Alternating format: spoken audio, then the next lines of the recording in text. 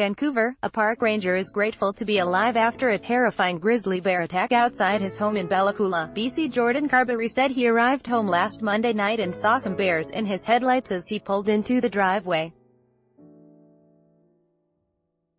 His vehicle scared them off, and he didn't think anything more of it. Jordan Carberry, 50, survived a grizzly bear attack outside his home in Bella Coola, BC.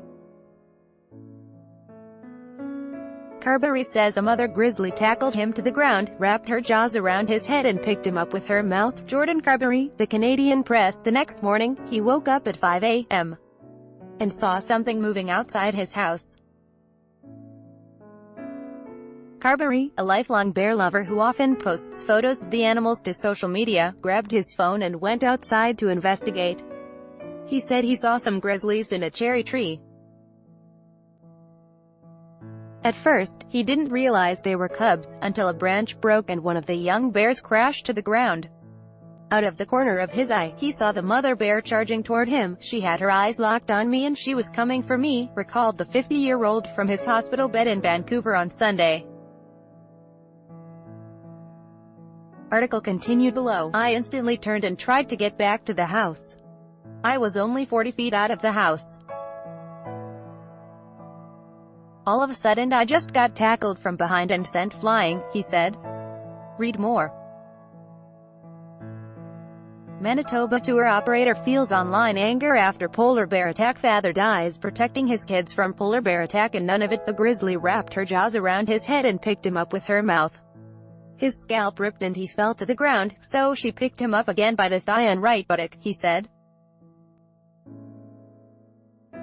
Carberry said the bear picked him up and dropped him a few more times before he found himself lying on his side. He had just gone through defensive training as a park ranger, which taught him to keep his feet between himself and his attacker and try to kick them away.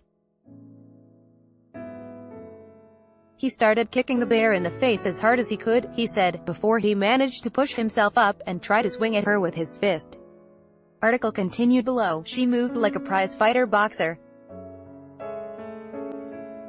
She ducked her head to the side and I missed, he said. I tried to hit her again and she moved the other way. A quick sudden move. That was the thing that gave me a little bit of space. That bit of distance allowed him to run back into the house.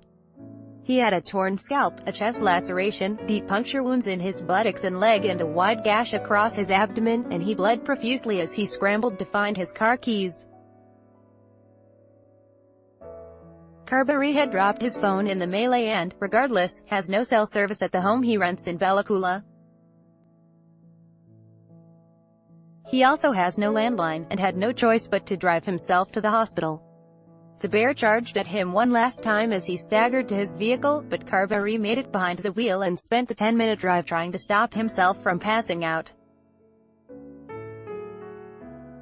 It was so early in the morning that he said he had to buzz the front door of the hospital several times before a nurse appeared, stunned at the sight of the man with blood gushing from his head and abdomen. He was transferred later that morning to Vancouver General Hospital, where he underwent surgery for an umbilical hernia and continues to recover from his injuries. He said he hopes to be discharged back to Bella Coola in a few days. Carberry said he feels fan-freaking-tastic. I'm so lucky to be alive. My injuries are so minimal compared to what they could have been, he said. She could have easily taken out my eye. She could have easily ripped my jugular out. She could have ripped my guts wide open and poked holes in my intestines.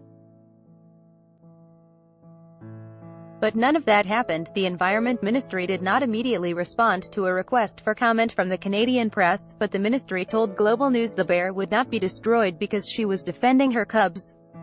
Carberry stressed that he does not blame the grizzly. I was so relieved that they weren't going to destroy the bears, he said. It was me dropping my guard in grizzly country, which you can never do. I did it because I was so close to my house. I learned a big lesson.